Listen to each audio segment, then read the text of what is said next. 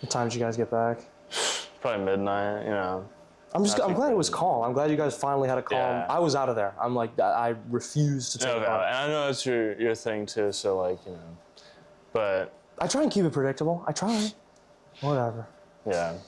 Ladies, gentlemen, everyone in between, good morning, afternoon, good evening, or whenever you are watching or listening. Welcome back to episode 3 of the Kickback.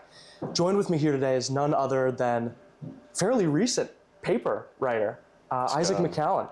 I posted on our Kickback official story today some still images of some fantastic nu metal and grunge albums and said that if you like these, you'll love episode 3.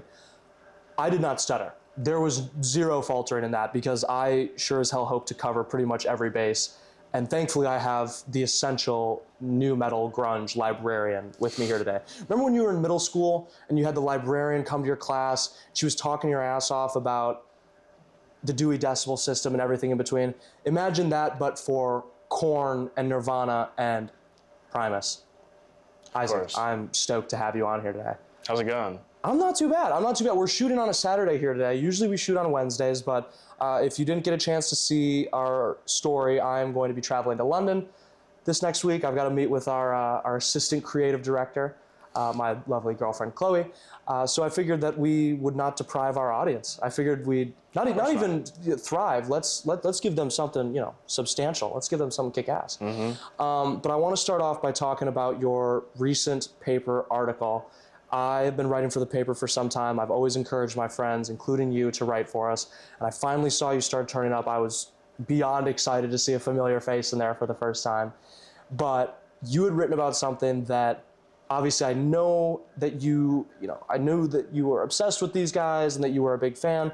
But it seemed to me, I almost got a little bit insecure because it was like the one base that I was missing. I felt as though I was very well versed in all sorts of different groups except for Primus. And so I just sort of want you to tell these folks about, you know, a little bit about what you had written and what your sort of opinion was, and we can just take it from there. Yeah, I mean, like, to start off, like, Primus is, and I think this is kind of the center of the whole article, but Primus is the weirdest band to be in the top 10 of Billboard for an album.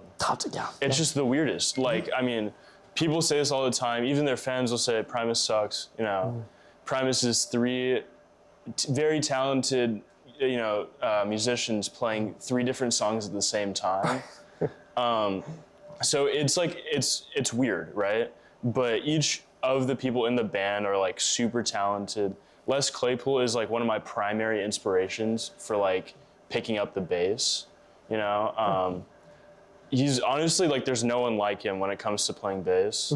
And then Larry Lalonde, the guitarist, like invented thrash metal, basically. Yeah. Can't wait to circle back to that one later. Carry on, please. I'm giving, every dog has his day. I wanted to have the spotlight, but we are going to circle back on that, ladies and gents. Please, carry on. Yeah, so he was like the guitarist in the first thrash metal band. Okay. And they've gone through their drummers, you know, but there's 2 that are really like those guys. It's Tim Herb Alexander and Brian Brain. I forget his last name, but Brain. But it's Herb and Brain. Those are pretty kick-ass. Yeah. Well, god damn. I mean, because I had this whole schema set up. I was like, and then I'm going to, you know, highlight this sort of piece that he wrote. I'm going to talk about this thing that he did. But then you had to go on and punch me in my mouth and say that they invented thrash metal. You flipped off Megadeth. You flipped off Pantera. I mean, what are your where does that come from? Where does that take come from? Is it from the speed or from the general sound? Well, he didn't invent it in Primus. So he was in another band. Okay. And like, I'm blanking on the name right now. Either way, you can look up Larry Lalonde. He was the guitarist in the first ever thrash band. Obviously that's contested, you know, like you could say, oh, this other band was like starting the thrash movement, whatever. But he was a big part of creating the thrash sound. And I think like I saw an interview with James Hetfield where he was like, yeah, like Larry was a big inspiration to me to start that. Yeah. So, yeah. That blew my mind. Yeah. I was like, James Hetfield, who had just I think they had just finished their Big 50 tour, and they were, I mean, stadium after stadium. And he still sounds great, by the way, which is, you know, good for him. But I remember, and they even talked about Claypool as well. Yeah, It was kind of like, well, see, oh my God, what a crossover. that's the other thing. It's a crossover because Kirk Hammett actually got Claypool to audition for the bass role. That's what you were telling me last week. Yeah. I remember there was all sorts of little tidbits, and you're going to see me point at him many times throughout the show and say, finally, because we've had a multitude of discussions on these sort of things, and I've been waiting to get him on. So, yeah, because I mean, how do you think that would have gone? I mean, it would have changed the sound entirely. So, I mean, I think it would have. I don't think it would have worked for Les. Correct. Because like he wants to be the lead player in the band. Yes. You know, he doesn't want to be the guy. And I mean, it's not like Cliff was like that either. You know. Sure.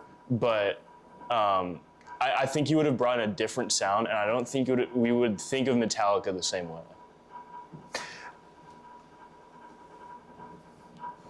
That's why I like this guy, because he stops and makes me think. I try and appear as this guy that's ready to respond to anything and all, but occasionally I just have to bite my tongue and actually take a second and think.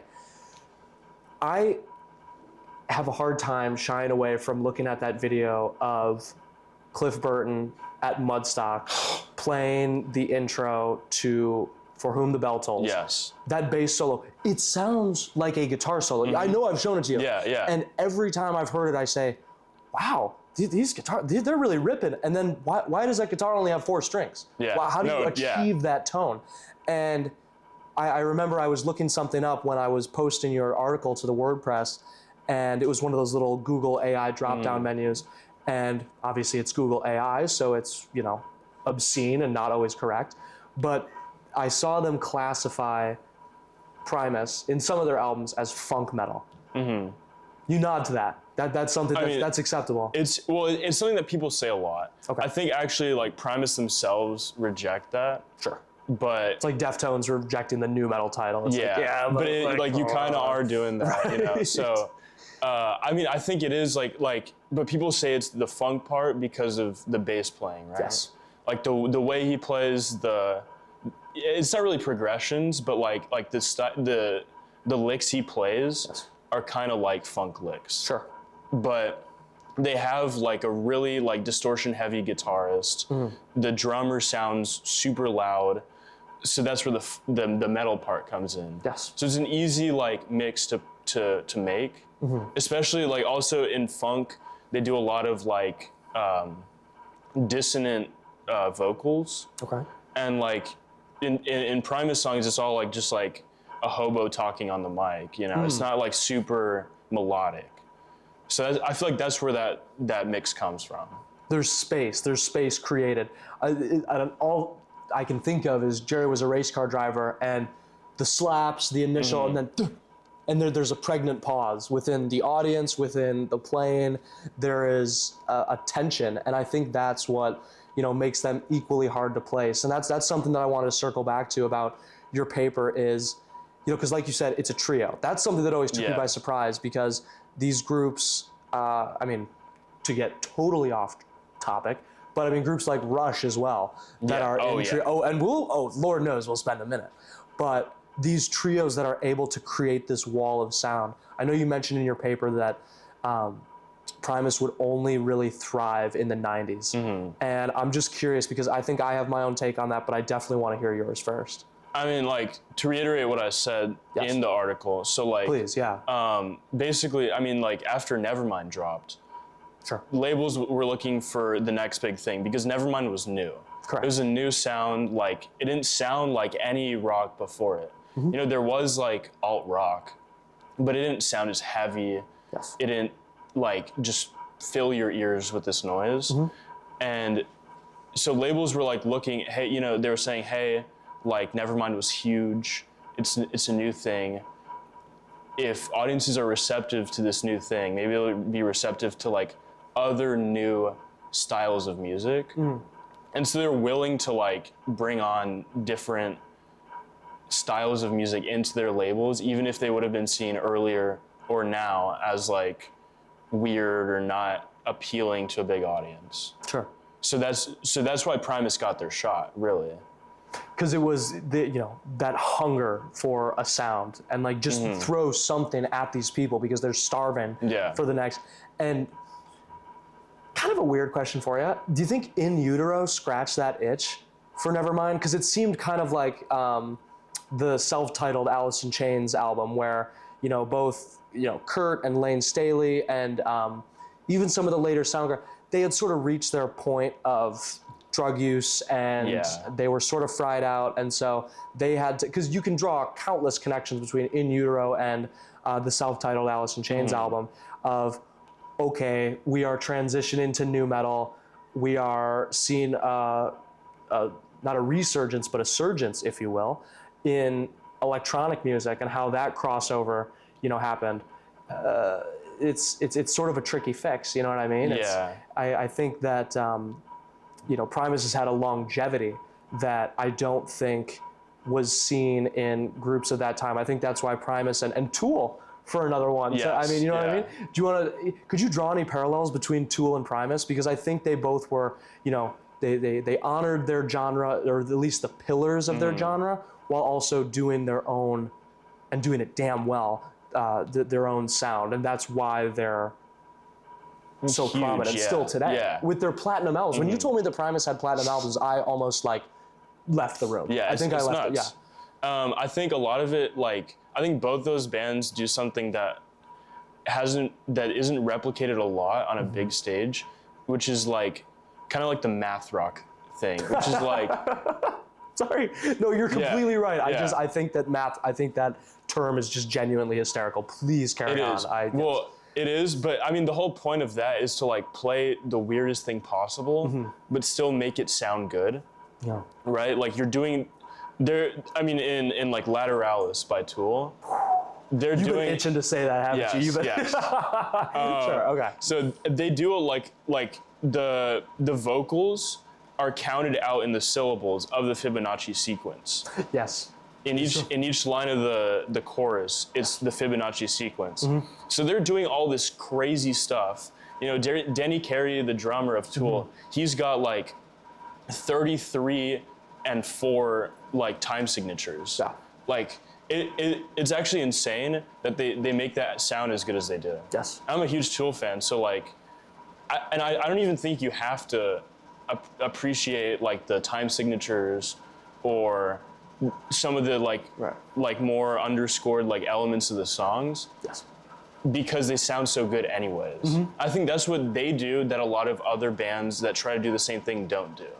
And that's for his own satisfaction, I think, at some point. He's like, you know what, that's for the nerd audience, I think, which is what you have to appeal to. Yeah. You have to appeal to. Have you seen that Tool is considering playing a residency? Yes, I'm super hyped. I'm going to Google that. I'm going to take a second to look that up, because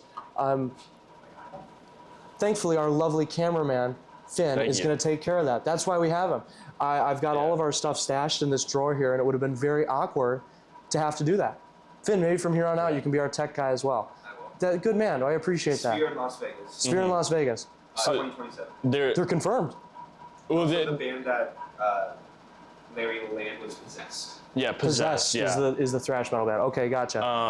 But I mean, I think Denny Carey went on a podcast. He said, we're going to try to do a residency at the Sphere. After their new music comes out. So he said they also are planning new music. I'm really excited about that. I'm stoked. You're excited? Yeah. Okay, because I did see that the reason, now I feel like a fraud. The reason I got that information was from a Tool hate page, like a Primus sucks kind of hate page. Yeah. And it was saying that Maynard's gonna be nodding off in the back corner. The guitars, the bit, everyone's gonna be losing their mind, but the drummer's gonna be on point. Yeah. And either way, there's going to be, people out of their minds. So you are excited for that, though, and for new music. And another piece of the post that I was trying to get to is that they're going to play 6 new songs that no one really cares about, 1 classic, and then everyone's still going to freak out. Well, because they're still playing when they've been on tour recently, they'll do a show here and there. They did Australia and Japan and stuff. Damn. Okay. Yeah. But they've been playing Fear Inoculum, which is their new album. Oh, okay, gotcha. And so, that's not, I think that's their weakest album of the 5 that they've made. And so they've been playing a lot of that stuff. I mean, there's still some great songs on there. But overall, as a project, I don't think it's their best. So I'm wondering, like, are they going to do more of that at the Sphere, or are they going to do their new stuff, which is maybe better? We'll see. But another thing I wanted to talk about with like the Tool and Primus thing is that Maynard is like an instrument in the songs more than I feel like a lot of other vocalists are. Do tell. Yeah. Do tell. I like that. I mean, you can see in the live performances, he's like Okay. tweaking in a corner, like just like on the mic. He won't stand in the front of the stage. He'll stand at like the very back Right. and like hide from everyone, What the? so that he doesn't pick up feedback from the other instruments. Sure. And so he wants like to perfect his like vocal sound. Huh. And in a lot of the songs, he's not like the main focus Correct. of the song. Like it's like in 46 and 2, it's that bass lick, right?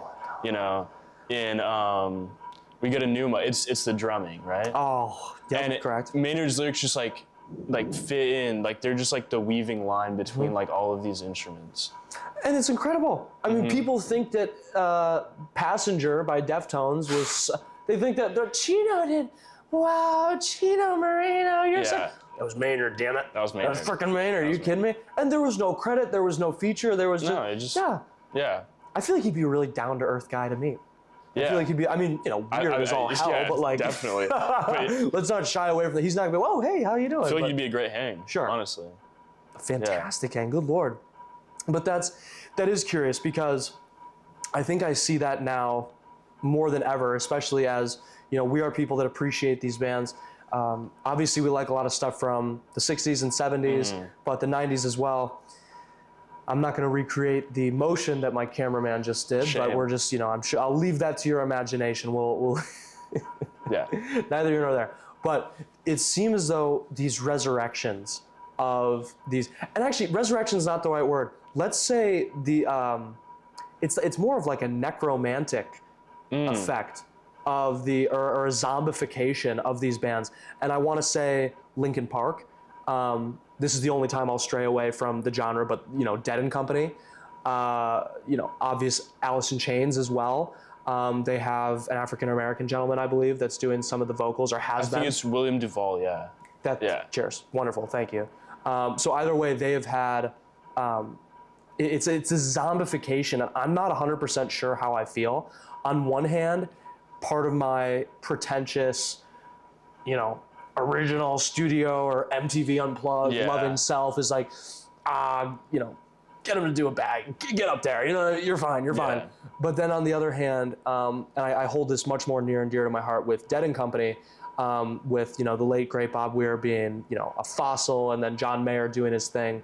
It's sort of like, keep the music going. Yeah, I agree, yeah. You're on that side? Yeah. Because, and I absolutely want to hear your take on this zombification of it, but I do think that, you know, it may be a hard listen sometimes. And I mentioned earlier, Linkin Park, they brought a woman on to sing the part of, good Lord have mercy. Well, she's doing her own stuff too. Like, She is, okay. I think they made, it's either a new album or a single called The Emptiness Machine. It's a pretty good song, like with her vocals. Sure. Yeah. Because I saw some videos, and it was that same debate in the comments, and you had a bunch of Gen Xers and millennials. Ugh, you'll never fit. Help me. What is that guy? What is his name? Who? The front man for Linkin Park. Chester Bennington. Good Lord have mercy. That was. And Emily Armstrong. Oh, okay. I yeah. see. Okay, fantastic.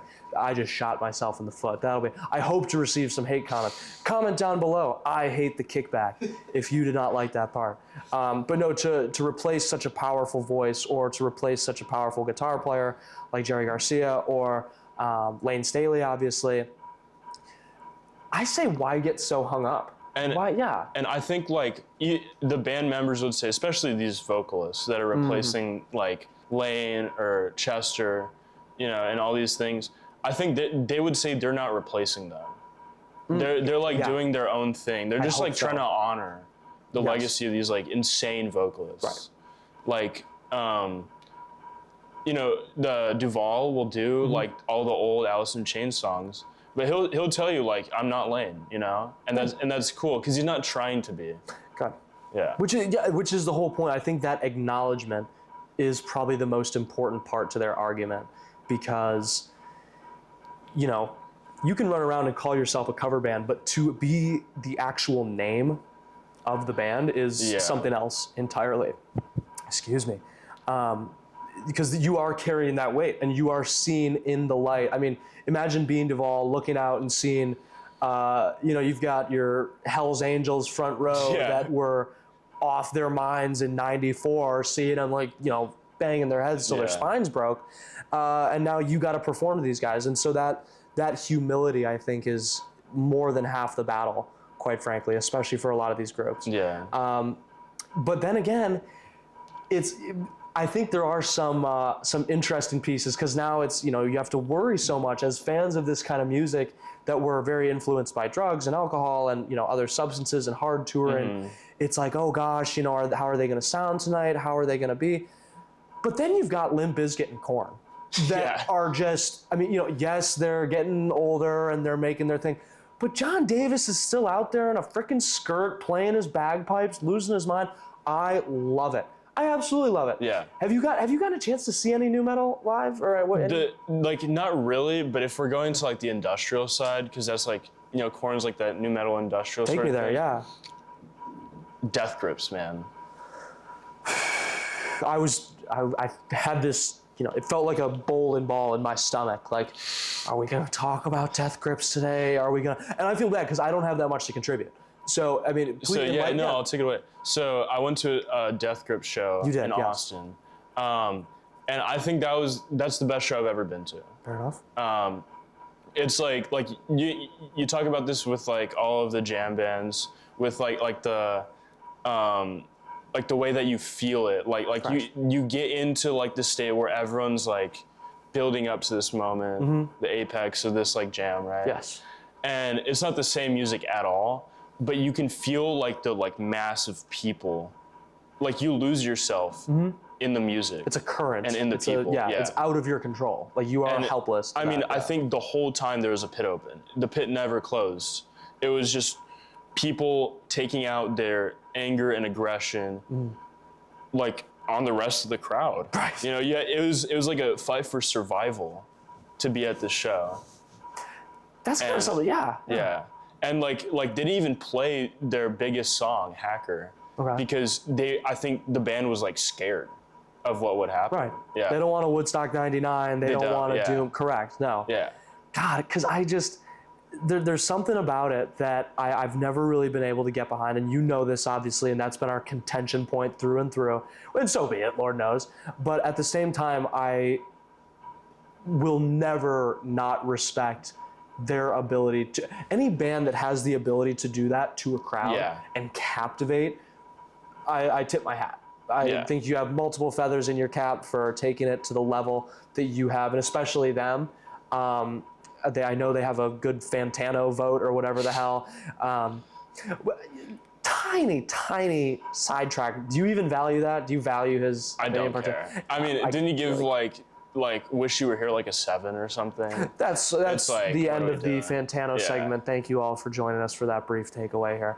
But yeah, because it's like, it's that criticism, and you know, I think what we're trying to do here, and that's why I bring on people that, you know, oh well, they're a real big critic. I'm like, no, my buddy Isaac loves these bands. Let's talk about them, instead of like, oh, let's dissect and pick apart.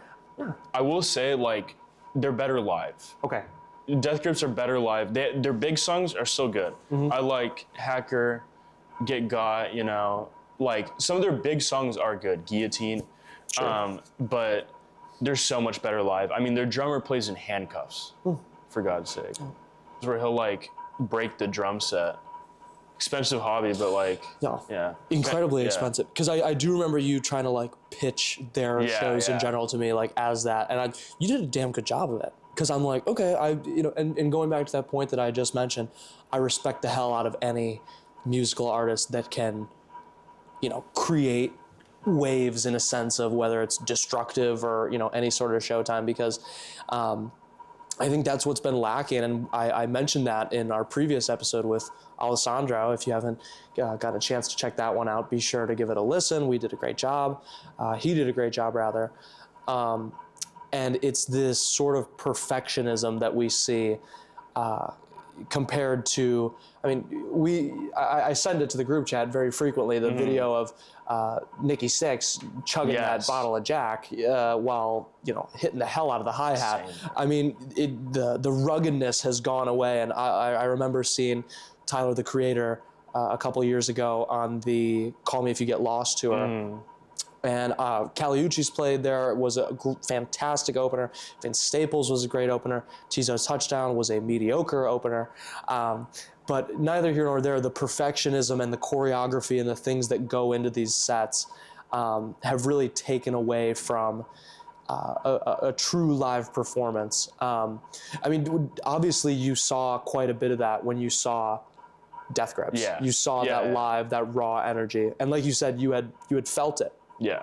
Do you think we're straying closer to that or farther away? Because while a lot of mainstream, you know, hit 100 artists, now I can't stop thinking of that stupid ass Alex Warren song, God Almighty. That's the only thing when I think of hit 100 and pop and perfectionism, you know. Yeah. So do you think we're, you know, actually sort of a two-parter?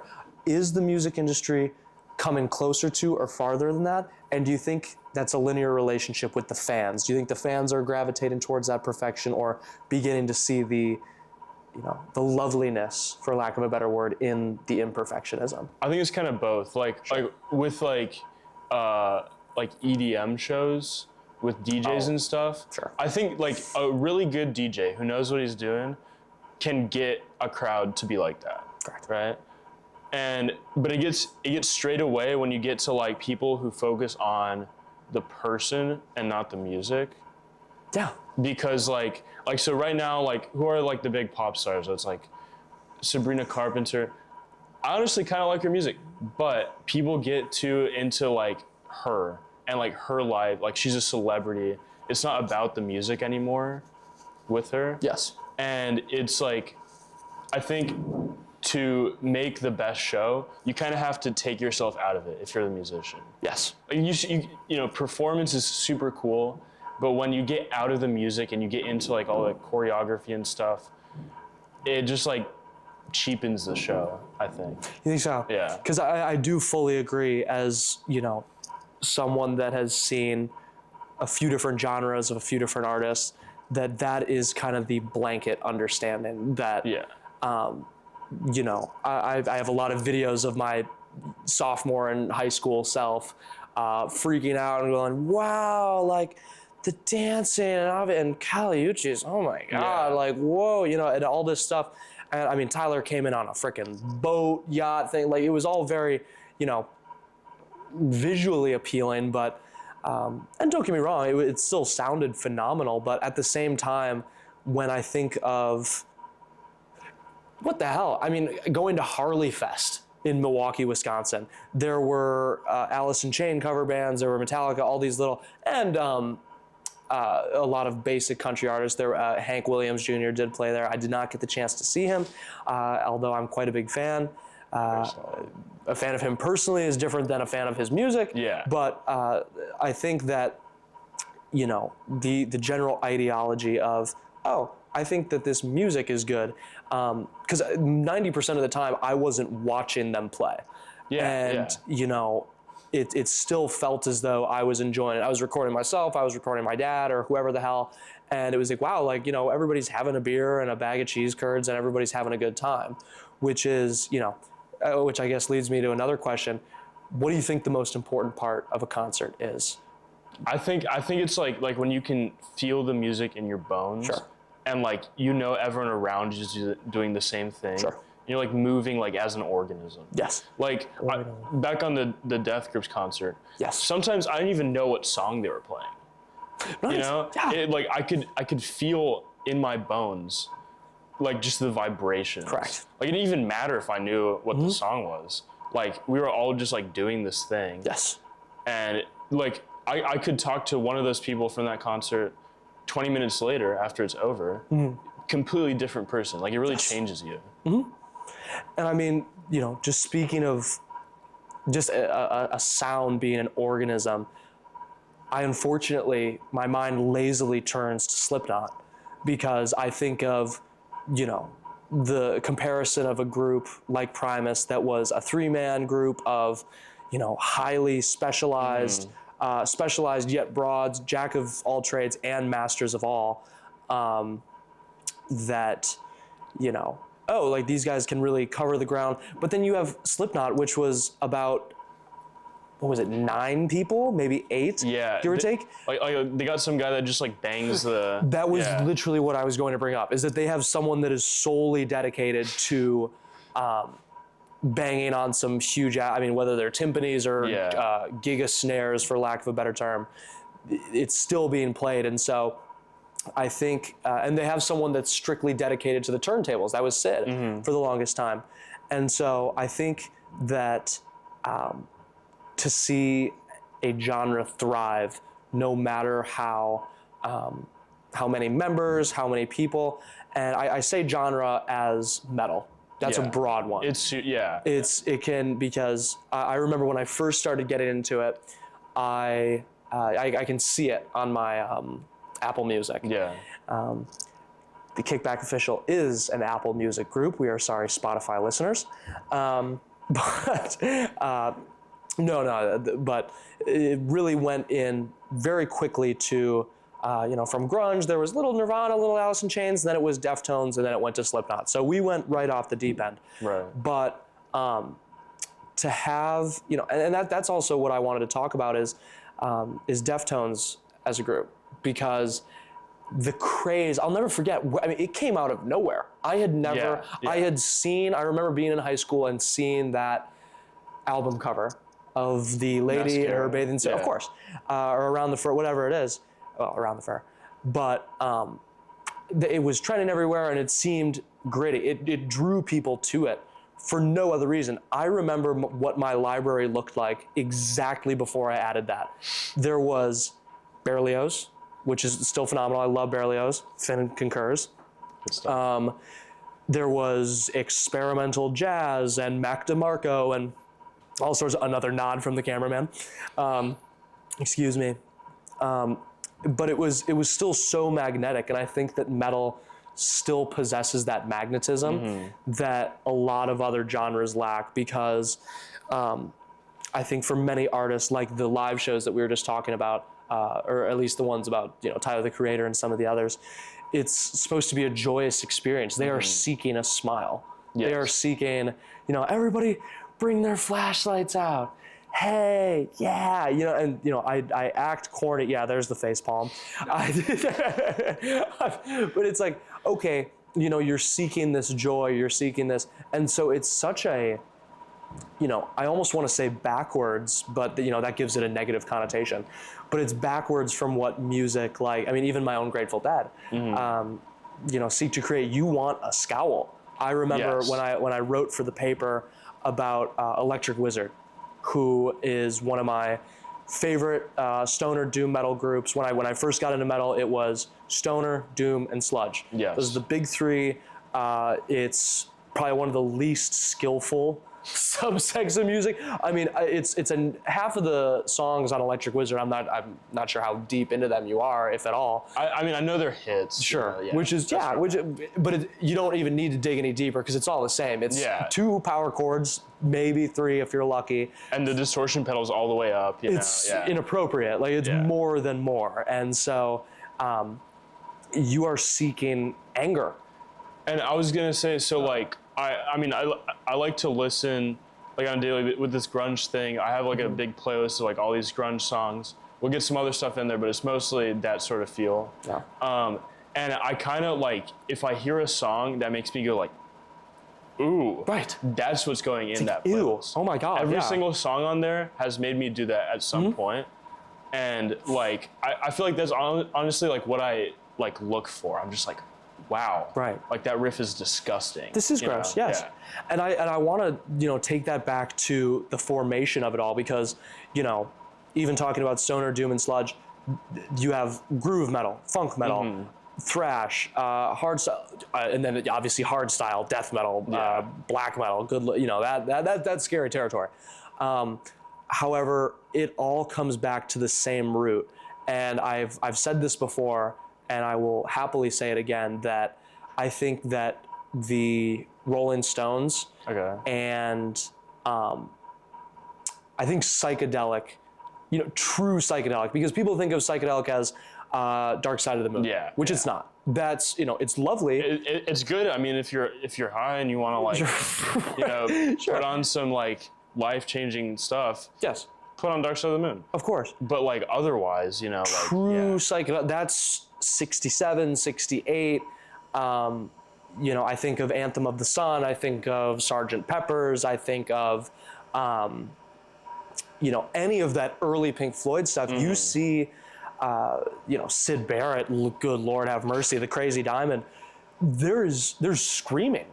Yeah. There's screaming. And so people think of that psychedelic as, well, this will be, or, Terrapin Station, any of the later Grateful Dead stuff. It's like, no, that's a later, cooler. But when people were in, San Francisco, losing their minds, or, anywhere in California, quite frankly, there was a noise to it that produced something of, anger. And I think that spawned, and so the point that I'm trying to make as I'm continuing to babble on is that I think a lot of these groups created the conventional metal and what we see today, but Black Sabbath, Yes. they are the ones that created the subgenres. They are the ones that created the hunger for more, that hunger for more sound. Yeah. No, you're right. And I think like the drummer of Black Sabbath made them the first metal band, like Yes. first real metal band, because he was a jazz drummer at first. So he knew how to play like the little, like swing tempos, Yes. but he just made it faster, and he just made it like the snare sound that really drove the band, honestly. And you can talk about Ozzy, obviously insane lyricist, Tony Iommi, insane guitarist. Geezer Butler, one of a fantastic bassist. You hear Electric Funeral off the South. Yeah. Oh, good Lord. NIB, like Ooh. Yes. but like I think that, and like some people will say like metal is metal is the drum pattern. It's like the like that really fast upbeat, makes you want to bang your head, Damn right. And I think he started it all, Black Sabbath. You are right, though. It's a matter of speed. It's a matter of energy, and I think Sabbath is the surrogate mother of these these subgenres. And I think also on Tony Iommi, like the way he made the guitar sound was unlike anything else before it. Fact. Like you can go into all like, he had like the metal tip fingers that made it like, but it doesn't even matter. Like the way the stuff he wrote and played as a guitar player was just like unheard of. Yes. Like, people were calling it demonic at the time. That's right. It was a Satan. It was a satanic thing. It's like that's what Teenage Dirtbag's about, Yeah. So. That's right. But yeah, Well, McAllen, we could go on and on about who started what and where it finished, but I think we'll just have to save that for another day. Ladies, gents, thank you so much for joining us here on a wonderful, wonderful Saturday afternoon on the Kickback. I have been your host, Frank Spacuzza. Joined with me here today has been Isaac McAllen. We will link his paper article in the description below. Be sure to check that out, and we will see you all next week for another very exciting guest.